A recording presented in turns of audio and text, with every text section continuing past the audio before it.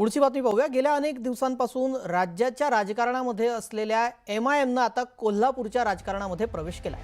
महापालिकेमध्ये 10 जागा लढण्याची तयारी सुरू करण्यात आली आहे। ओवैसी यांच्या दौऱ्याला विरोध करणारे कोल्हापूरकर MIMला स्वीकारणार का असा सवाल या निमित्तानं उपस्थित केलाय। MIMचे शहराध्यक्ष आहेत, त्यांची या संदर्भातली पहिली प्रतिक्रिया जाणून घेऊया।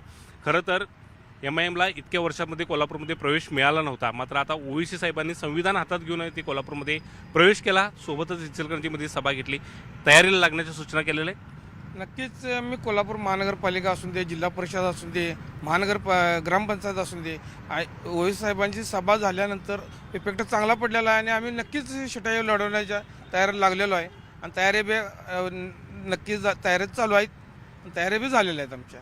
कशा पद्धतीचं वातावरण आहे ते MIMला कोल्हापूरमध्ये दिसते?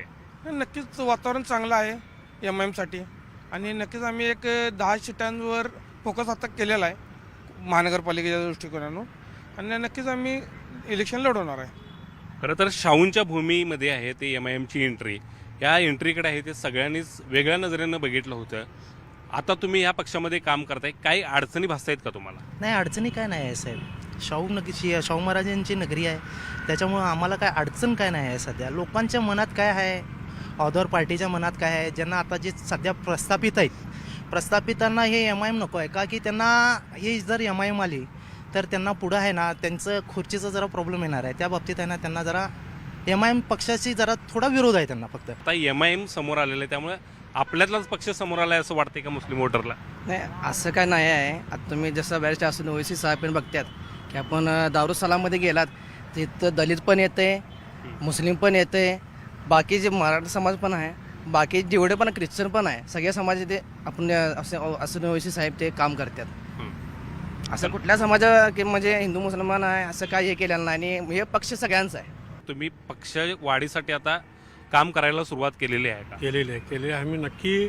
यातून एक सकारात्मक एक ह्यातलं चित्र दिसेल तुम्हाला काय। आम्ही नक्की त्या मार्गाने आमचं हे चालू आहे, प्रयत्न चालू आहेत आणि त्या प्रयत्नामध्ये आम्हाला नक्कीच यश मिळेल।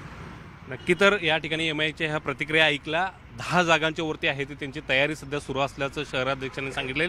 सोबतच पोषक वातावरण सुद्धा काही मतदारसंघामध्ये असल्याचा दावा ते करतायत। आपल्यासोबत काही कोल्हापूरकर आहेत, त्यांच्याकडून या संदर्भातल्या प्रतिक्रिया जाणून घेण्याचा प्रयत्न करूया। ज्या पद्धतीनं पाकिस्तानच्या विरोधी भूमिका घेतली, ज्या पद्धतीनं आपली भूमिका मांडण्यासाठी पंतप्रधानांनी त्यांना परदेशामध्ये मुस्लिम देशामध्ये पाठवले, त्यांनी आपली कणखरपणे भूमिका मांडली, पाकिस्तानच्या मॅचला विरोध केला, ह्याला सुद्धा आम्ही त्या ठिकाणी त्यांच्या ह्याचं स्वागत करतो। त्याचबरोबर त्यांनी कोल्हापुरामध्ये येऊन सभा घेत असताना काही असताना हितला सलोखा बिघडू नये, हिथं काय वाद होऊ नयेत, इथल्या जातीची लोक इथं गुण्यागोविंदा राहतात त्यांच्यामध्ये काय होऊ नये अशा पद्धतीची भूमिका त्यांची राहिली पाहिजे। अन्यथा त्यांनी जर त्यामध्ये जर काय वाद होण्याचा प्रयत्न केला तर इथला जो स्थानिक आहे मतदार हा त्यांना साथ देणार नाही, तो त्यांच्या बाजूने जाणार नाही। त्यांच्या स्टेटमेंटमुळं हिंदू मुस्लिम वाद देखील निर्माण होण्याची शक्यता झालेली आहे। परंतु शाहू महाराजांच्या नगरीत ते आत्ताच येऊन गेले, परंतु असं काही त्यांनी स्टेटमेंट केलेलं नाही। सध्या त्यांची भूमिका बदलत असलेलं दिसत आहे।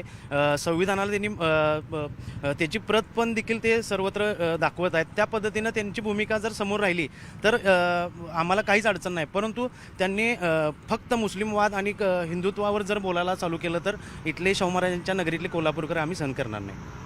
कोल्हापूरकर स्वीकारतील MIMला कोल्हापूरमध्ये जर आता 10 उमेदवार ते देण्याचा निर्णय हेतू तरी घेत आहेत?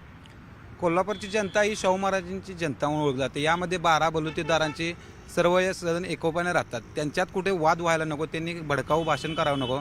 मी शिवसेनेचा पदाधिकारी आहे।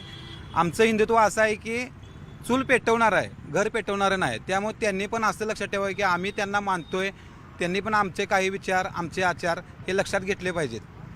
त्यानंतर सांगायचं म्हणजे इथून मागं जे आपल्या मुस्लिम समाजाची मतं जे घेऊन मोठे झालेत ते फक्त भांडणं लावायचं काम करतात, याच्यापासून त्यांनी दक्षता घेतली पाहिजे। आम्ही त्यांचे विचार, आमचे विचार जुळतील, पण जे भांडणं लावणारे सत्यवादी आहेत, सत्तेसाठी करणारे, ते आमच्यात भांडणं लावण्याचा प्रयत्न करणारे हे असं वाटते मला। कारण जातीमध्ये धर्मामध्ये तेढ निर्माण करून सत्तेची पोळी कुणाला भाजायची आहे हा एक इंटरेस्टिंग मुद्दा राहणार आहे। त्यामुळे MIMला एक चॅलेंज आहे की ते कोणाच्या हातचे बळी ठरणार आहेत का त्यांचा कोणाला फायदा होणार आहे का फायदा करून देणार आहे. कारण एवढ्या पार्श्वभूमीवरती आपण बघतोय की असं म्हटलं जातं की ओवीसी साहेबांच्या स्टेटमेंटमुळे दंगल घडली जाते, पण हे अर्धसत्य आहे. त्या MIMची भीती घालून दंगल घडवण्यासाठी प्रयत्न करणाऱ्या BJPवरती पण मग आपण बोलायला पाहिजे. MIMच्या बद्दल जो गैरसमज निर्माण केलेला आहे तो फक्त गैरसमज आहे. तशा पद्धतीचं कोणतीही गोष्ट कोल्हापूरमध्ये नाही आणि भाईचारा कायम असल्याचं या सगळ्या चर्चेतून उघड झालेले. अर्थात याचा फायदा निवडणुकीमध्ये MIMला होतोय का हे पाहणं महत्त्वाचं असणार आहे. व्हिडिओ जर्नलिस्ट संदीप पाटीलचा ज्ञानेश्वर साळुंखे, न्यूज 18 लोकमत, कोल्हापूर.